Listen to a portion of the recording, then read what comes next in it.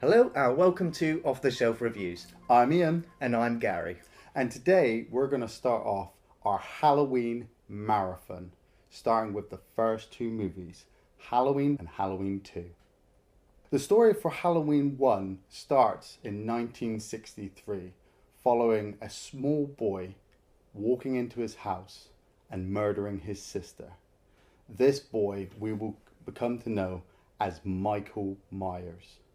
15 years later, Michael will escape from the Smiths Grove Sanatorium and carry on a killing spree in Haddonfield on Halloween night.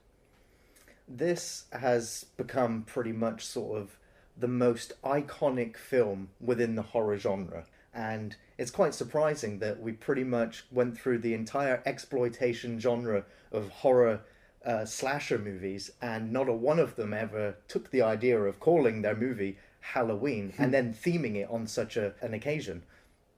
So when they came up with the idea of doing the Halloween movie, it was pretty much just a low budget babysitter type movie. Yeah. Where there's the Boogeyman, which I'm sure is another terrible movie somewhere that's had to have been made.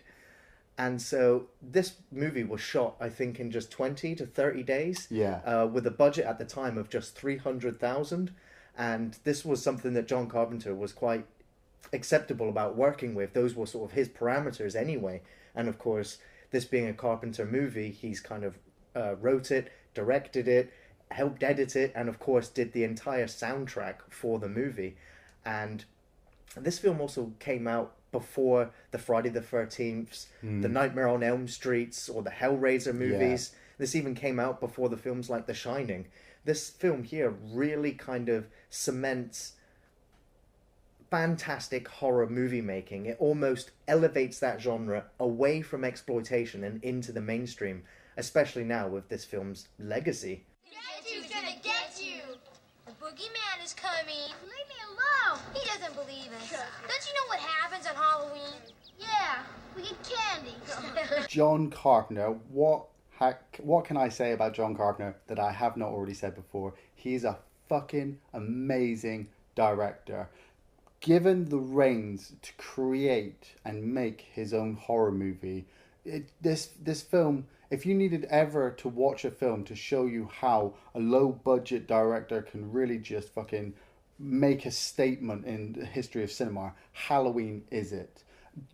The simple opening sequence where we're following the POV shot of this character that we don't know who it is yet. We follow this character walk up to this house, look through a window at a girl with her boyfriend, walk into the house, take a knife from the kitchen, go up the stairs, murder the girl in her bedroom, and then come outside to be revealed to be a small child. It's just fucking groundbreaking. I remember the first time I watched this film, I'd already seen Jason, I'd already seen Freddy, I'd already seen Leatherface, I'd already seen Pinhead. So horror for me had already been, cliched at this point. I knew that the teens would go off and have sex and drink and take drugs and end up getting killed in weird ways.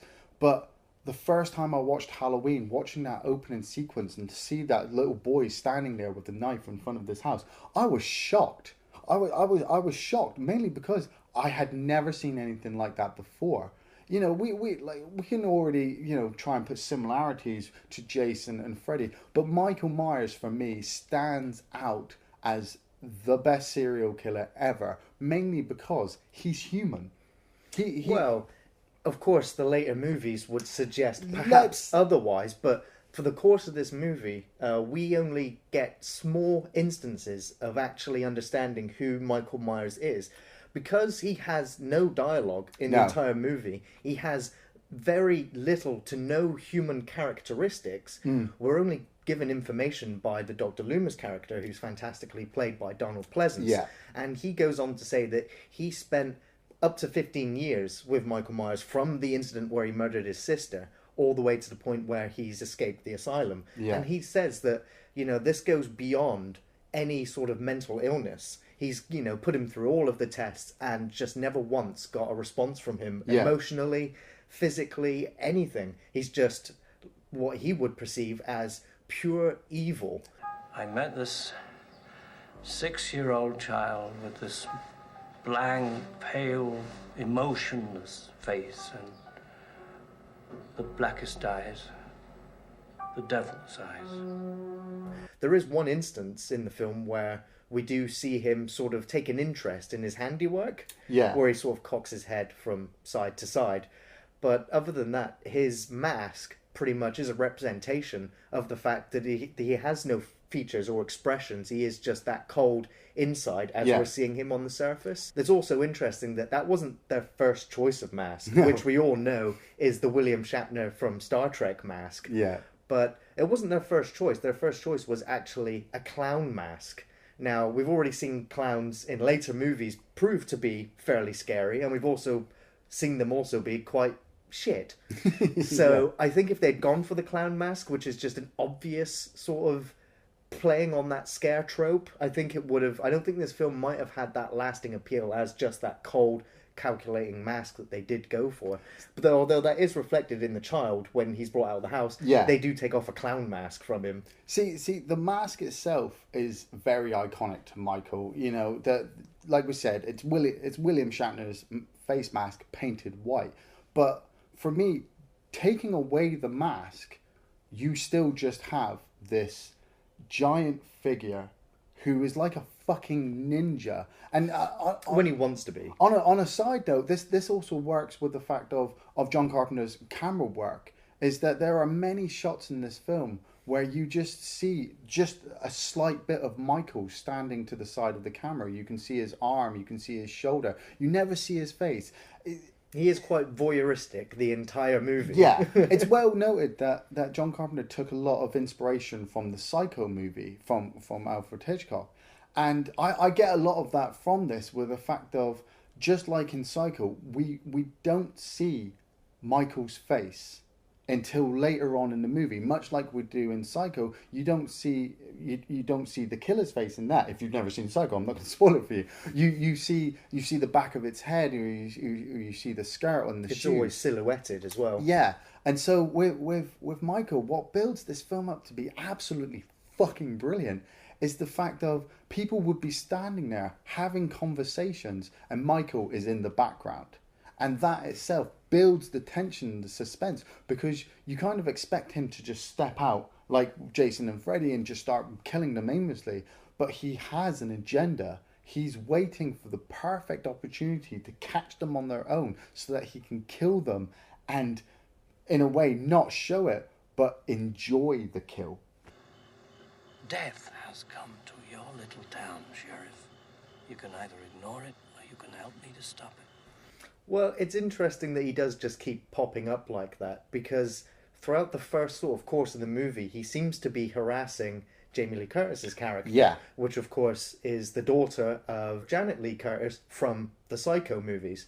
And he is harassing her for the first part of the movie, but it's sort of unknown as to whether she's the one that he wants to celebrate the 15-year anniversary of killing his sister with, or whether she was just the first sort of target that he came across. I like to see it as a big fan of the movie, I like to see it as Jamie Lee Curtis is playing the innocent teen in this film, which obviously later on, as the films would come about, would become a cliche. But he sees something in her that he wants to kill. But he's going to, like I said, enjoy the kill by harassing her, by watching her, by killing her friends around her, so that the fear in her is something that he can feast on. He's like a lot of killers that we know in real life and in other films. They enjoy the fear and the scaredness that the people go through when they see everything happening, being destroyed around them. And Michael was one of the first characters to really try and invoke that.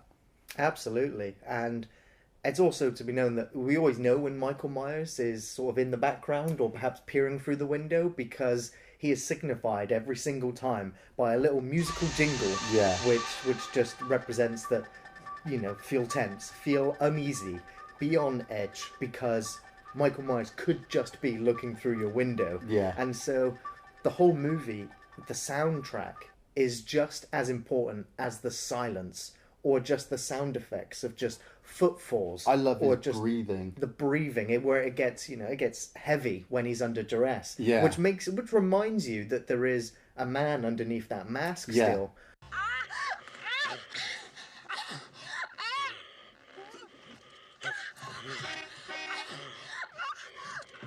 But also at the same time, it just adds that heightened kind of awareness of his presence, where you can hear his breathing over everything else. Yeah. And the soundtrack throughout the movie, it just, as soon as you hear it, you instantly think of not just the movie Halloween, but of just Halloween, the celebration in general. Yeah. It has become that iconic. And I think he went on to say that he recorded the whole movie score in just 3 days.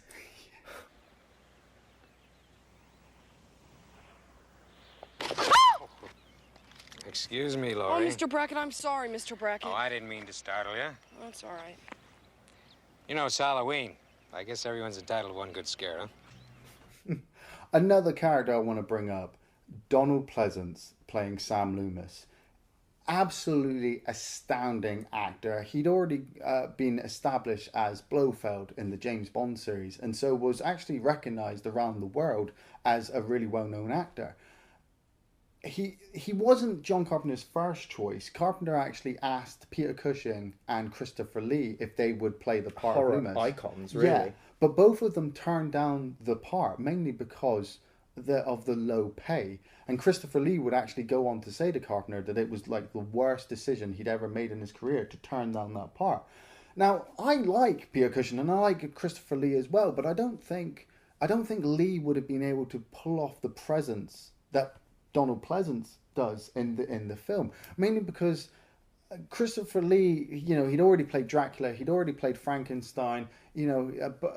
Cushing and himself would go on to do great parts in the Star Wars series and the Lord of the Rings series, but at that time, Lee may have just come across as kind of, I don't want to be harsh in saying it, but kind of a camp, cheesy doctor, because he is such an intimidating presence, where Donald Pleasence, he has this old man look about him. He has this old man look, and when he stood there talking about he's been talking to or trying to talk to Michael for 15 years, you can see it in his face. You can see it in his eyes that this man has been trying to break this child and find out the reason of why he killed his sister, and has had no luck. And as a successful doctor, agrees with his own view on the child to say that he is dead to the world. He should not be let out. He should be drugged up and kept in a room and locked up, because if he ever gets out, people are just going to get fucking slaughtered. You should have told somebody. I told everybody. Nobody listened. There's nothing else I can do. You can get back in there and get back on that telephone, tell him exactly who walked out of here last night, and tell him exactly where he's going. Probably going. I'm wasting my time. Sam Haddonfield is 150 miles away from here. Now, for God's sakes, he can't drive a car. He was doing very well last night. I would say that Donald Pleasence is the strongest actor in this movie. And I like the fact that he goes through most of the movie just looking jittery and scared. Yeah. And the fact that he jumps very easily by anybody, and he's constantly telling people that they should be scared, that they should be doing more, Yeah. that they're not prepared for what is about to be unleashed on their small town. And nobody really sort of listens to him or believes him. And then when they do, they blame him for letting him go. Yeah. And so he's racked with the guilt of every time a new body turns up, and he's scared for the entire town, and he's frustrated because he is almost powerless to do anything to stop him. Yeah. And I like watching him go through this movie, and as the events start to unfold, because it does get quite chaotic as more and more people are sort of becoming aware of what's happening. Yeah. Donald Pleasence really is the figurehead of this movie, and Jamie Lee Curtis, as much as she is now a scream queen in her own right, and Yeah. of course her scream in this movie is pretty much legendary.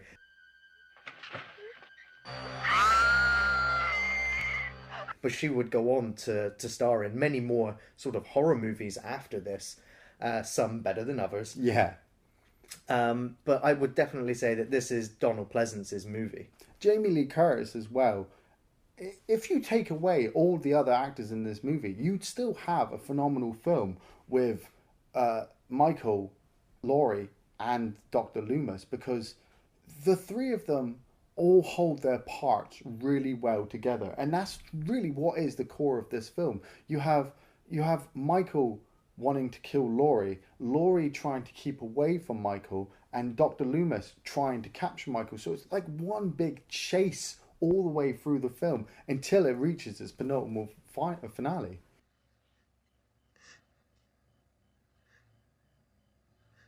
What's the boogeyman?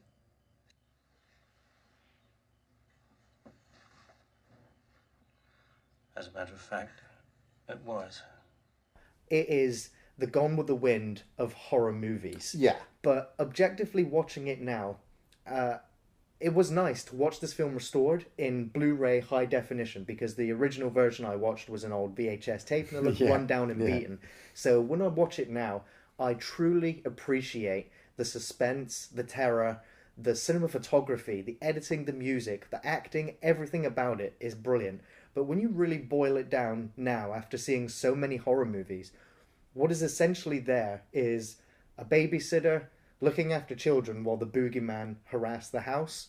And when you water it down, it is very simplistic, and it is quite long-winded, because the cheap jump scares and the drawn out sort of watching people walking around from house to house. Is Michael going to make an appearance, or is Michael just going to watch them some more?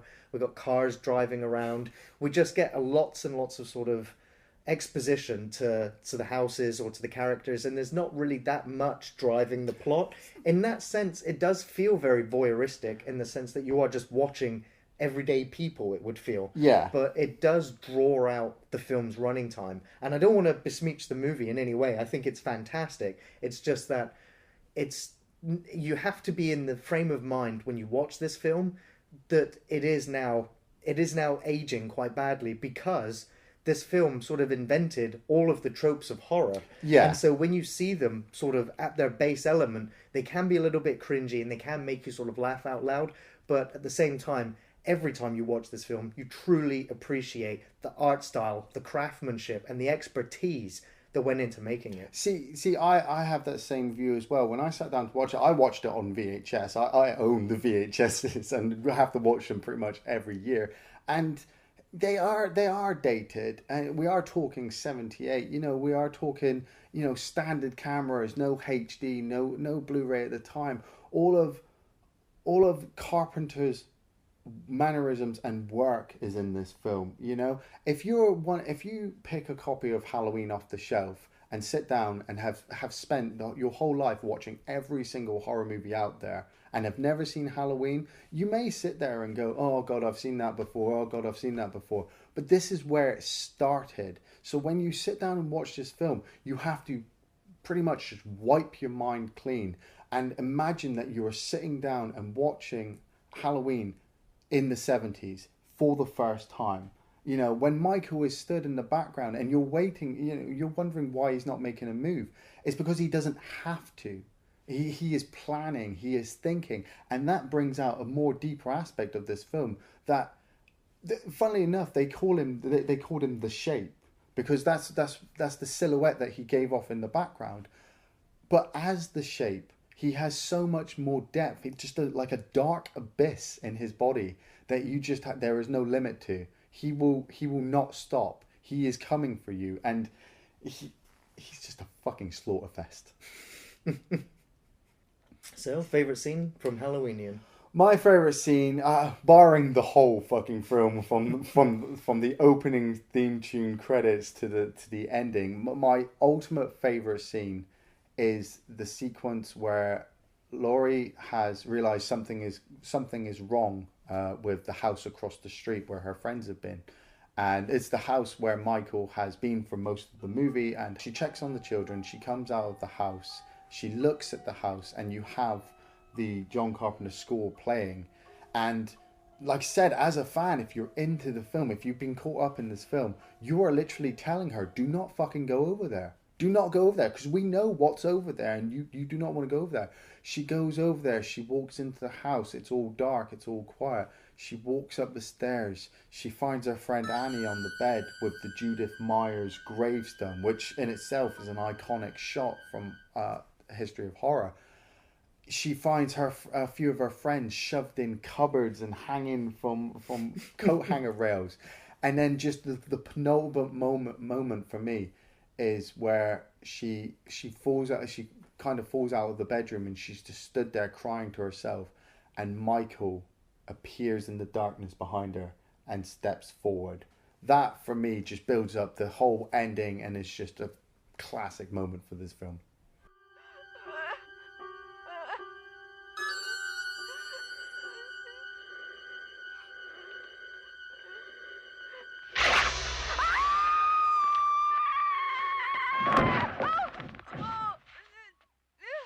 I have a fair few little moments in the film that always make me laugh, or that I remember just every time I go to watch the film. And I love the scene where the girls are driving along listening to Don't Fear the Reaper while smoking a joint.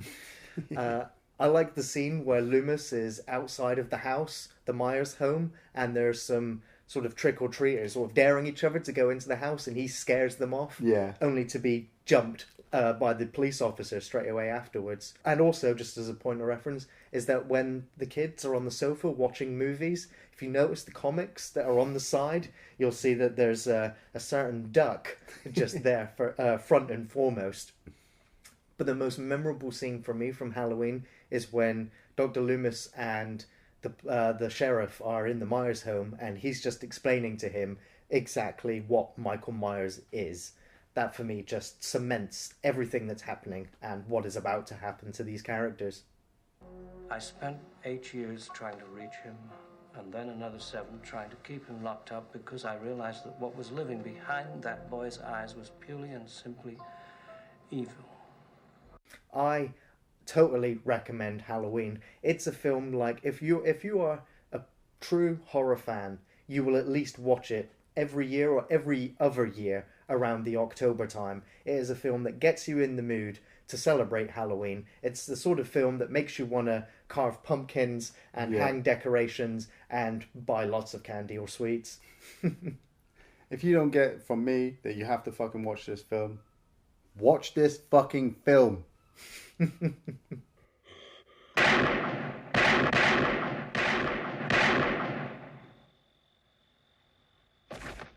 Which brings us on to Halloween 2, which came out in 1981, 3 years after the original Halloween movie set box offices ablaze with how much money it was making. This is also at a time when other horror franchises were just getting their start, and so the studio wanted to bring Michael Myers back. They wanted to bring back John Carpenter and the rest of his team and make this into a franchise, which for me was exciting enough that this film takes place just minutes after the first movie ended. And you got to remember, this is 3 years later, and they've managed to set everything up, and so that it would feel like you haven't missed a beat. That's what I love about this movie, is that it literally carries on minutes after. I mean, the opening shot is exactly the ending of Halloween 1, where Loomis comes into the house and Laurie has tried to stop Michael. Loomis shoots Michael and he falls over the balcony and the body disappears, just like at the end of number 1. But the iconic ending of the first Halloween movie is kind of erased, where Michael has actually skirted off and has gone into another house nearby, stolen a knife, gone into another house next door, killed another babysitter, and has taken the time to kind of heal his wounds, I suppose. And like I said, that's if you've watched our Jaws reviews, I've already said before how much of a fucking fan I am of sequels, and Halloween 2 is just another one of those markers, because I don't want to say it again, but it follows on seconds after the fucking first movie is finished, and I cannot name another film that does that. Maybe the Saw movies, where Evil Dead. Swallow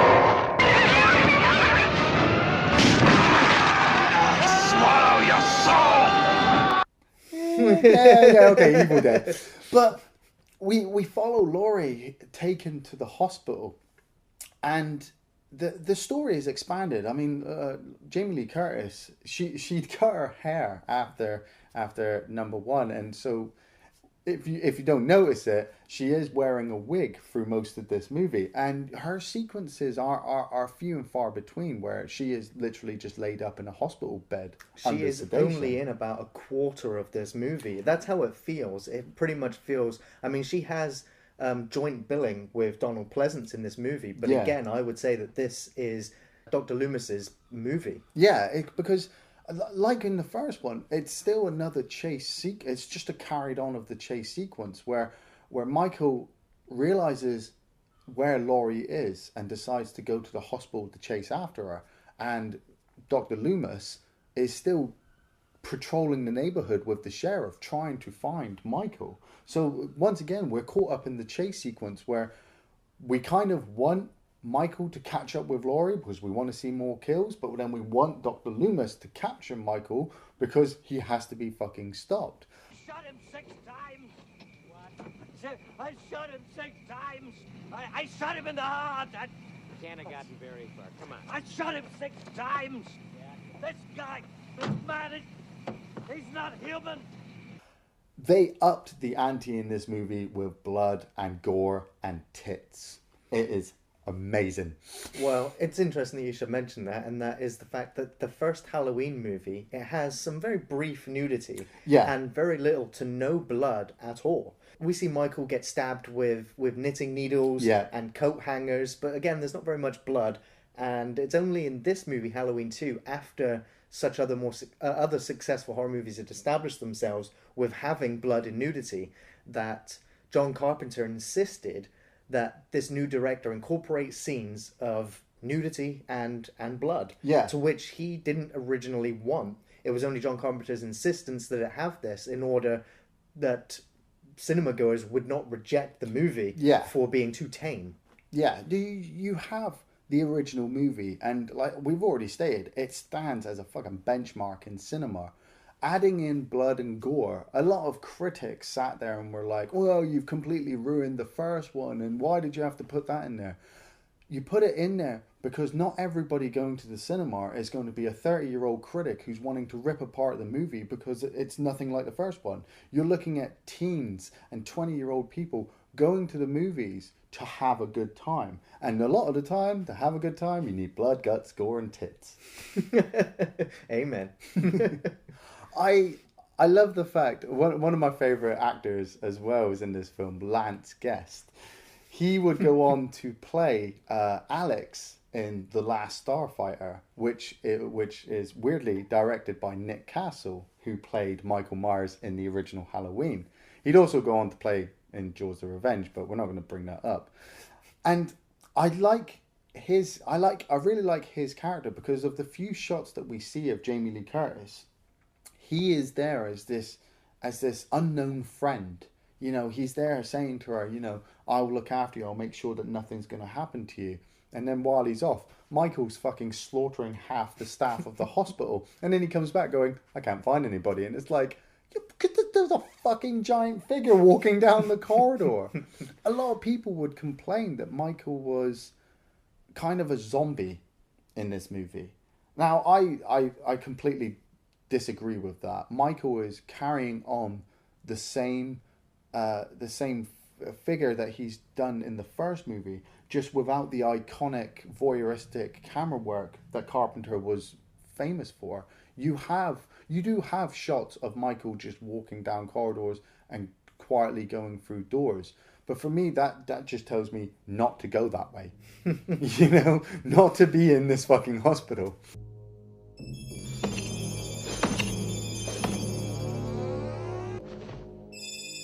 We get to make the connection as to why Michael has gone to the hospital. Not just to finish off his job from the first movie, which we also now, they sort of interplant this story as to why he was hunting her in the first movie. Is the fact that they are brother-sister. I love that. We see Laurie having sort of nightmares in the hospital, or pretty vivid flashbacks. Where her strict mother just goes, "You're not my daughter. You were adopted." It's like, oh. Like, okay. And we find out that she was the sister of Michael, and she was adopted, and all the records were covered up. Yeah. So once that connection's made, it sort of all becomes a boiling point again, not in sort of the house, but this time a hospital. Yeah. The original idea was for them to have it take place in a sort of tower block, which would just lead me into thinking of Poltergeist 3. So I'm really glad that they didn't take that idea. I love the expansion of Michael and Laurie in this movie. I mean, like we said, the original is a teen slasher movie. It's been noted as that throughout history. To expand the story in number 2 that they are brother and sister is as shocking to me as when Vader turns to Luke and says that he's his father. That you stood there like, holy shit, why is he still doing this? Why is he murdering? You still don't get to find out why Michael's doing it. But it just cements for me that Michael really just hates his fucking sisters and wants to see them dead. But with no emotions from Michael, with no dialogue from him, you are just left with this dark abyss force trying to murder all these people and get to Laurie so that he can finish off what he started 15 years before.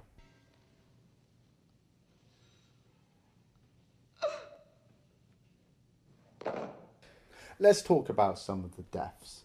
You know, the deaths in the first one were... They were quite long-winded, I would say. That they would be long strangulation scenes or things of that nature, where in the second film they're a lot snappier, quicker, and more efficient, and of course bloodier. I especially like the babysitter who's first killed. You know, I really feel the tension from her when she stood there on the phone talking to her friend, and she can hear the sirens, and she's realizing that the house that they're finding the bodies in is literally down the road. And you have that shot of Michael walking into the house, and as she goes to close the door, he just appears quickly and just stabs her, and there's a bit of blood spray, but you're just like, fuck, she's dead. You know? Leading up to the sequence where it's not my favorite sequence, but it is one of the best sequences, where one of the nurses and one of the ambulance drivers have gone down to the hydrotherapy room. And reading up on this, I was reading notes where the girl says that in this sequence, the water was dirty and cold, and they are stood there trying to deliver their lines without their teeth chattering. But when I watch the film, the water, I get the impression that the water is boiling hot. So they're getting burned. And then he goes outside and is strangled by Michael. Then Michael comes in and has a bit of a weird sexual tension thing towards this girl. But I kind of think, in his mind, is he having a flashback of his sister from the original one? You know, maybe there's some sexual repression there. We don't know. He's a dark fucking abyss of a character. And then he just grabs her head and just drowns her, but burns the skin off her face. I think exactly. He doesn't drown her straight away. He brings her back up so that she can breathe, and then back in again. And I was just like, that is really sadistic, and perhaps the most sadistic kill in this film. Yeah, it always reminds me of the kill from Jason X.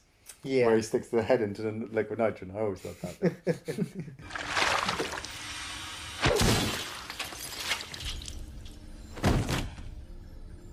Well, that's to say that there are some fantastic films playing in this universe's Halloween night. Yeah. Throughout the course of both movies, we get flashes of the television sets in the background, and they're watching films like The Thing from Another World, Forbidden Planet. Yeah. The original George A. Romero, Night of the Living Dead. Yeah. Just some fantastic films, and just some nods just to John Carpenter's inspiration into the horror genre. See, I love those aspects. And when I saw Night of the Living Dead playing in the back of Halloween 2, I was just like, you know what? I really want to watch Night of the Living Dead now. But it cements the fact of when you're there October 31st, and you may have a party going on, or you might just be on your own. Halloween 1 and 2 are absolutely pinnacle for that time of year. Plus gives you inspiration for other films to be playing on in the background. It's fucking amazing. They're coming to get you, Barbara. There's a lot of nods to the first movie, and there's a reference. Well, there's a scene in the first movie where Laurie explains that she has a crush on this guy. Yeah. And it doesn't really amount to anything in the first film, just some dialogue. But in the second film, the police believe that they have identified Michael Myers. Yeah. And this rogue lunatic police officer drives his car straight into this teenager, smashes them into the side, which explodes into a fireball, and this kid is dead. The police officers just stand around and watch his body burn, and they're like, yeah, that was him. We got him, right? That we got him. And so that sort of gives the rest of the police officers pause for thought, while Dr. Lumis is like, I want dental records. I'm pretty sure that's not him. I was looking at the size of this kid, and I was like, that's definitely not the same size as Michael Myers. But it would go on to be that the kid that they did hit was the boy that she had a crush on in the first movie, which then I was like, oh, well, that at least gives Jimmy, the hospital nurse, kind of a chance.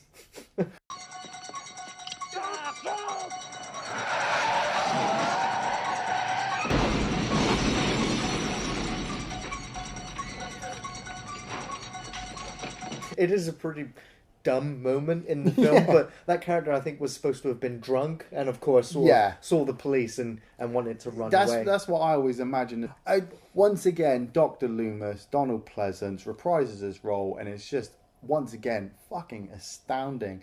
It's the way he is forever telling the police, you know, you should have been prepared for this. I tried to warn you. I tried to get the people to not let Michael out, and they did. Now look at what's happened. And you're stood around thinking, kind of remembering Loomis from number one, thinking, shit, yeah, you know, we should have been more prepared. But at the same time, there's a dawning happening in Loomis where he's realizing he put 6 shots in Michael. Michael has been stabbed, he's been punctured with knitting needles, but he just won't stop. And so for me, that again cements the fact that Michael Myers, you know, Jason is an undead zombie. Freddy has his fucking demon spirits. You know, Michael has no explanation.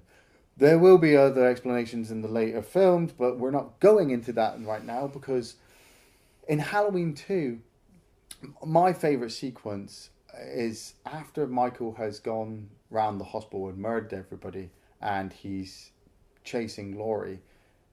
Laurie and Loomis lure Michael into a room, and Michael is shot in both of his eyes.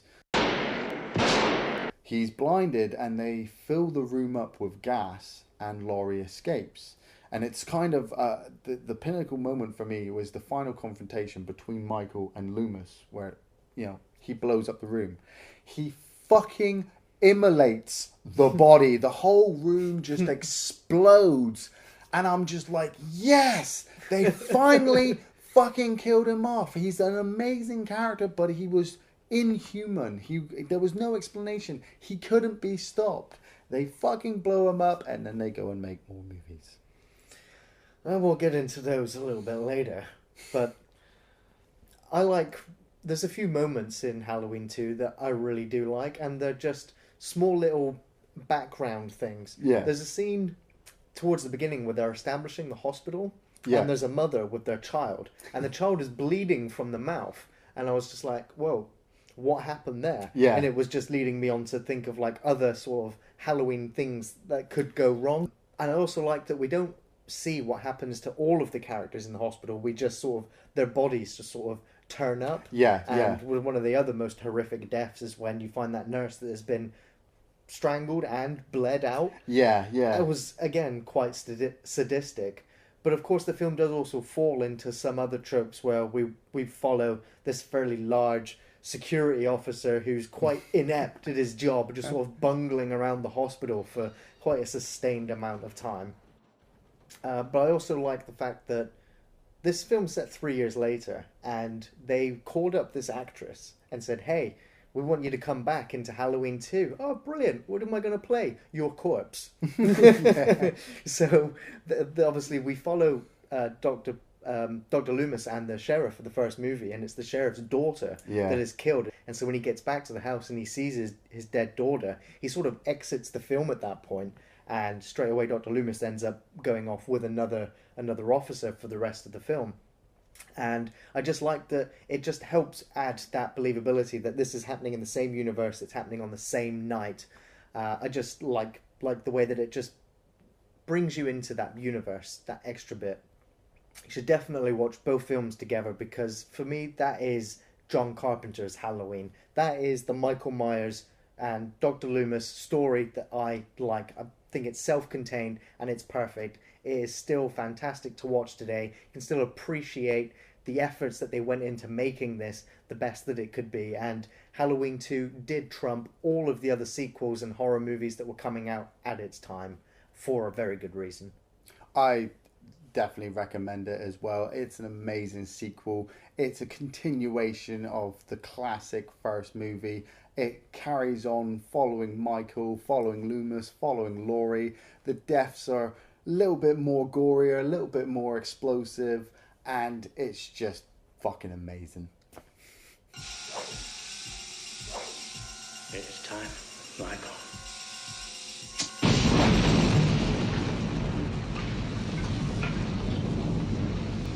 Join us next week where we're going to be reviewing Halloween 3, Season of the Witch, and Halloween 4, The Return of Michael Myers.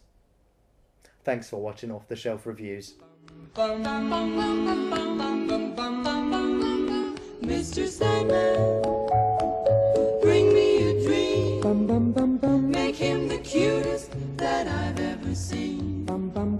Give him 2 lips like roses and clover. Then tell him that his lonesome nights are over.